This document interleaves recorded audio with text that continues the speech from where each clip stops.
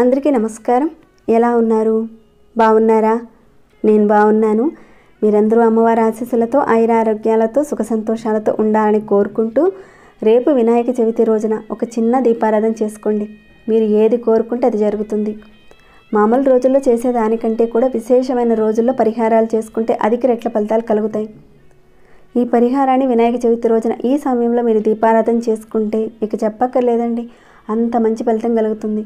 ఇంతకీ ఏ సమయంలో చేయాలి, ఏ రకంగా చేయాలి, ఎలా చేయాలి అనేదన్నీ కూడా చెప్తానండి.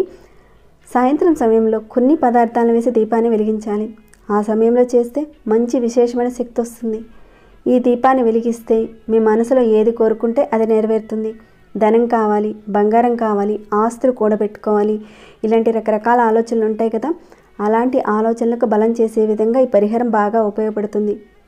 మీరు వినాయక చవితి రోజున ఏది చేసినా చేయకపోయినా పెద్దగా పూజలు చేయలేకపోయినా పర్వాలేదండి, కానీ ఈ దీపాన్ని మాత్రం ఖచ్చితంగా వెలిగించడానికి ప్రయత్నం చేయండి. ఈ పరిహారాన్ని మీరు చేయడం వల్ల కలిగే ఫలితాలు ఏంటో ముందైతే తెలుసుకుందాం. మీరు ఏదైనా ఒక పని మొదలు పెట్టారు, ఆ పని ఆగిపోయింది, ఆ పని పూర్తి కావాలంటే ఈ దీపాన్ని వెలిగించాలి. అలానే మీకు అధికంగా సమస్యలు ఉన్నాయి, అవి మిమ్మల్ని ఇబ్బంది పెడుతున్నాయి, అలాంటి వాటి నుంచి కూడా మీరు బయటపడతారు. ఇంకానూ సమాజంలో గౌరవ మర్యాదలు అంటే కొంతమంది మిమ్మల్ని చూసి చులకనగా మాట్లాడుతూ ఉంటారు, విలువ అనేది ఇవ్వరు. అలా ఇవ్వనప్పుడు ఎవరికైనా సరే బాధ కలుగుతుంది కదా. సమాజంలో గౌరవం పెరిగేలా మీకు ఈ పరిహారం బాగా ఉపయోగపడుతుంది. అలానే లక్ష్మీ అమ్మవారు ఆకర్షింపబడుతుంది. సంవత్సరాల తరబడి ఉద్యోగ ప్రయత్నాలు చేస్తున్నారు, ఉద్యోగం రావటం లేదు, ఎంత కష్టపడినా కానీ ఉద్యోగం రావటం లేదు అన్నవారు కూడా దీపాన్ని వెలిగిస్తే ఉద్యోగ ప్రయత్నంలో మీకు మంచి సక్సెస్ ఉంటుంది. అలానే ప్రమోషన్స్ కోసం ఎవరైతే చూస్తున్నారో, మీ చుట్టుపక్కల ఉన్నవాళ్ళు బాగా ఎదుగుతున్నారు కానీ మేము ఇలాగే ఉన్నాం అని ఎవరైతే బాధపడుతున్నారో తప్పకుండా ఈ దీపాన్ని వెలిగించండి. ఉద్యోగ ప్రమోషన్స్ కోసం చేస్తే కనుక మీ కోరిక నెరవేరుతుంది. అలానే వ్యాపారం చేసేవారికి సంబంధించిన అడ్డంకులన్నీ కూడా తొలగిపోతాయి. చాలా అద్భుతమైన శక్తి కలిగిన పరిహారం.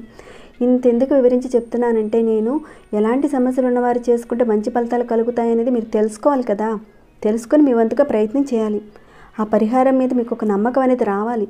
చక్కగా మీరు ఒక పరిపూర్ణమైన నమ్మకంతో చేస్తే ఖచ్చితంగా రిజల్ట్ ఉంటుంది. మీరు ఇంత కష్టపడి పూజా పరిహారం చేసేటప్పుడు పూర్తి ఫలితాన్ని ఇచ్చేలా మీరు కాస్తంత జాగ్రత్తగా వీడియోని చూడండి. ఎంతసేపు ఉంటుందండి? ఒక 10 నిమిషాలు కానీ ఒక 8 నిమిషాల పాటు ఉంటుంది, అంతే కదా. కొందరికి నిమిషంలో చెప్తే అర్థమైపోతుంది, కొందరికి విడమర్చి చెప్పాల్సి వస్తుంది. ఇలాంటి పరిహారాలను అంటే ఇలాంటి తంత్ర పరిహారాలను చెప్పేటప్పుడు అది పూర్తిగా మీకు అర్థమయ్యేలా చెప్పాలి. లేదంటే సరిగ్గా అర్థం కాకుండా మీరు ఇటుదిరి చేశారనుకోండి, కొన్ని ప్రాబ్లమ్స్ వచ్చే పరిహారాలు కూడా ఉంటాయి. అలానే కొన్ని పరిహారాలు ఫలితాలు ఇవ్వకుండా కూడా ఉంటాయి. కాబట్టి నిదానంగా కాస్త వినండి. యూట్యూబ్ అంటేనే అనేక మంది వచ్చి చూస్తారు, అందరికీ అర్థమయ్యేలా మా వంతుగా ఇక్కడ మేము ప్రయత్నం చేయాలి. అది మీరు కాస్త అర్థం చేసుకోండి. ఎందుకంటే కాస్త లెంతీగా ఉంటుందన్న వాళ్ళు కూడా ఉన్నారు కాబట్టి చెప్తున్నాను మీకు. అలానే కొందరు వీడియోస్ని స్కిప్ చేసి చూస్తున్నారు, పిక్చర్స్ని చూసి పరిహారాలు కూడా చేసుకున్న వాళ్ళని కూడా నేను చూశాను, అడిగిన వారు కూడా ఉన్నారు. అలా మాత్రం చేయకండి. మీకు ఫలితాలు రాకపోగా కొన్ని ప్రాబ్లమ్స్ రావడానికి కూడా అవకాశాలు ఉంటాయి. కొన్ని పరిహారాల విషయంలో చెప్తున్నాను. తాంత్రిక పరిహారాలకు సమయము, సందర్భము, మన మనసులో ఉన్న ప్రేరణ బట్టి ఫలితాలు రావడానికి అవకాశాలు ఉంటాయి. చూస్తే కనుక ఇవన్నీ కూడా చాలా ఈజీగా ఉంటాయి, ఇంతే కదండి అనేస్తారు. కానీ ఇక్కడ మనసు పెట్టి చేయాలి, జాగ్రత్తగా చూసి చేసుకోవాలి. ఇటు చేయకండి, మంచి ఫలితాలు వస్తాయి కరెక్ట్గా చేసుకుంటే. ఇక ఈ పరిహారాన్ని వినాయక చవితి రోజున మాత్రమే చేసుకునే పరిహారం కాబట్టి మీకనే కాకుండా 10 మందికి తెలిసేలా, వాళ్ళు చేసుకుని వాళ్ళకు ఉపయోగపడేలా ప్లీజ్ ఒక చిన్న లైక్ చేయండి. అలానే నాకు కాస్త మరిన్ని మంచి వీడియోస్ని మీకు పోస్ట్ చేసేలా ఇంట్రెస్ట్ ఇచ్చిన వాళ్ళు అవుతారు మీరు. ఇంకాను చాలామంది అడుగుతున్నారు కదా సమస్యల గురించి. అనేక రకాలైన సమస్యలకు సంబంధించి మన ఛానల్లో వీడియోస్ ఉన్నాయండి. ఒకసారి మీ ఛానల్లోకి వెళ్ళి మీకున్న సమస్యను బట్టి ఒక పరిహారానికి కానీ ఒక పూజను కానీ మీ వంతుగా ప్రయత్నం చేయండి. మీకు వచ్చిన మార్పుని ఫలితాన్ని నాతో షేర్ చేసుకోండి. సబ్స్క్రైబ్ కాని వారు మన ఛానల్కి సబ్స్క్రైబ్ చేసుకోండి. బెల్ బటన్ ప్రెస్ చేసి ఆల్ అనే నోటిఫికేషన్ తప్పకుండా ఆన్లో పెట్టుకోండి.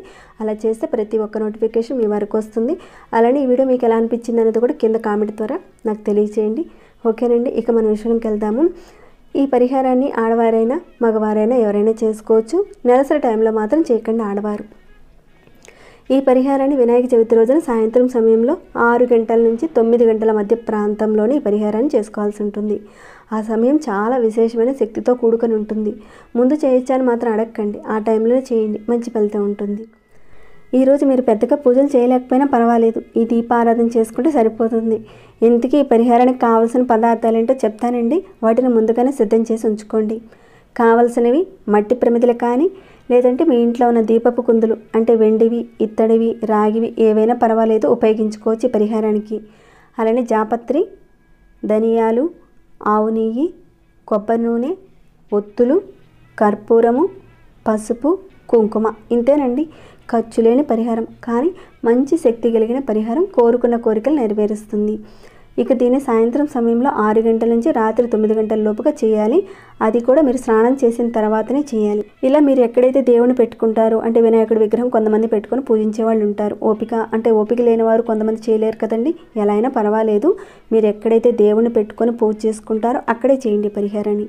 ముందుగా మీరు ప్రమిదలను రెడీ చేసుకోండి. ముందైతే ఒక చిన్న ప్లేట్ పెట్టుకోండి. దానిలో ప్రమిద మీద ప్రమిద పెట్టండి. పై ప్రమిదిలో ఆవు నెయ్యిని కానీ ఆవు నెయ్యిని కానీ వేసుకొని ఒక 2 ఎరుపు ఒత్తులను వేసి విడివిడిగా వేయండి. మనకి బయట మార్కెట్లో ఎరుపు ఒత్తులు దొరుకుతాయండి, అవైనా కానీ లేదంటే కుంకుమతో మన ఇంట్లోనే స్వయంగా తయారు చేసుకున్న ఒత్తులైనా పర్వాలేదు. 2 ఒత్తుల్ని విడివిడిగా ఇక్కడ నేను చూపించిన విధంగా విడివిడిగా వేయండి. వేసిన తర్వాత మీరు దీపాన్ని వెలిగించడానికి ముందుగానే ప్రమిది లోపల కాస్త జాపత్రి చిన్న ముక్క వేయండి. సుగంధభరితమైన వాటిల్లో లవంగాలు, యాలకులు, జాపత్రి ఇవన్నీ కూడా చాలా వరకు సుగంధభరితంగా ఉంటాయి. జాపత్రిని మీరు వేయడం వల్ల లక్ష్మీ అమ్మవారు ఆకర్షింపబడుతుంది. దీపంలోనే భగవంతుడు ఉంటాడు కాబట్టి ఒక చిన్న మొక్క వేయండి, లక్ష్మీ అమ్మవారు ఆకర్షింపబడుతుంది. తర్వాత 5 ధనియాల గింజలు వేయండి. ధనియాలను కూడా చాలా వరకు లక్ష్మీ అమ్మవారికి సంబంధించిన పూజల్లో వినియోగించడం జరుగుతుంది.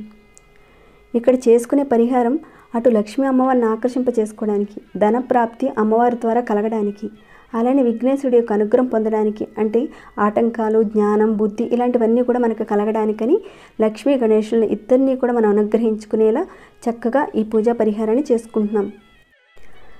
ముందుగా మీరు ఇక్కడ ఈ దీపారాధన వెలిగించడానికి సాంబ్రాణి పుల్లతోనే దీపారాధన చేసుకోవాలి. ఇక్కడ నేను మీకు జస్ట్ అగ్గి పుల్లతో చూపిస్తున్నాను, కానీ ఖచ్చితంగా పరిహారం పర్ఫెక్ట్గా చేయాలంటే సాంబ్రాణి పుల్లతోనే దీపారాధన చేయాలి. 2 ఒత్తులు వేసి వెలిగించాలి. తర్వాత పసుపు, కుంకుమ పెట్టండి. తర్వాత వినాయకుడి యొక్క నామాన్ని జపించండి. ఒక 108 సార్లు జపించండి. ఏదో ఒక నామాన్ని, మీకు తెలిసిన నామాన్ని చదవండి. కుదిరితే కనుక లక్ష్మీ గణేశ స్తోత్రాన్ని కూడా చదవండి. ఇక ఆ తర్వాత దీపారాధన కొండెక్కిన తర్వాత దానిలో ఉన్న ఒత్తులన్నింటినీ కూడా తీసేసి డస్ట్బిన్లో వేసేయండి. డస్ట్బిన్ అంటే ఇక్కడ చాలామందికి డౌట్ వస్తుంది, మనం వంటగదిలో ఉపయోగించుకునే డస్ట్బిన్ అనుకుంటారేమో. అది కాదండి. పూజకని మనం సెపరేట్గా ఒక చిన్న డస్ట్బిన్ అనేది పెట్టుకుంటాం. పూజా ఒత్తులు ఇలాంటి నిర్మాల్యాలను అన్నింటినీ కూడా వేసుకోవడానికని మనం ఒక చిన్న డస్ట్బిన్ అనేది పెట్టుకుంటాం. దాంట్లో వేసుకోవచ్చు. కొందరని కొన్ని పాలిథిన్ కవర్స్ కూడా పెట్టుకుంటారు, వాటిల్లో కానీ వేసేయండి. ఇక దీంట్లో ఉన్న జాపత్రి, ధనియాలు అవన్నీ కూడా ఉన్నాయి కదండి, ఆ ప్రమిదిలోనే వాటి నుంచి కర్పూరం వేసి వెలిగించండి. అవి పూర్తిగా కాలిపోయేలా వెలిగించాలి. అంటే మీ దగ్గర పచ్చ కర్పూరం ఉన్నా పర్వాలేదు, ముద్ద కర్పూరం ఉన్నా కానీ పర్వాలేదు, పెట్టి వెలిగించాలి. మీ దగ్గర ఏది అందుబాటులో ఉంటే దానిని వేసి వెలిగించండి.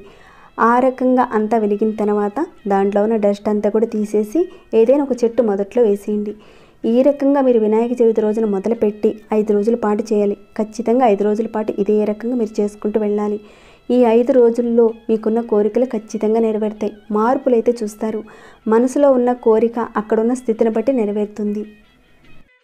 తప్పకుండా ఈ వినాయక చవితి రోజున ఈ పరిహారాన్ని చేసుకుని మీ యొక్క కోరికలు నెరవేరాలని, మీ సమస్యలు తీరిపోవాలని నేను భావిస్తున్నానండి. మరి మీరు చేసిన తర్వాత మీకు వచ్చిన మార్పుని, రిజల్ట్ నాతో షేర్ చేసుకోండి. ఇంకా ఈ వీడియో మీకు ఎలా అనిపించింది అనేది ఒక చిన్న కామెంట్ ద్వారా తెలియచేయండి. లైక్ చేయని వారు ఒక చిన్న లైక్ చేయండి వెళ్ళేటప్పుడు. ఇంకేమైనా డౌట్స్ ఉంటే కనుక అడగండి, తప్పకుండా రిప్లై ఇస్తాను.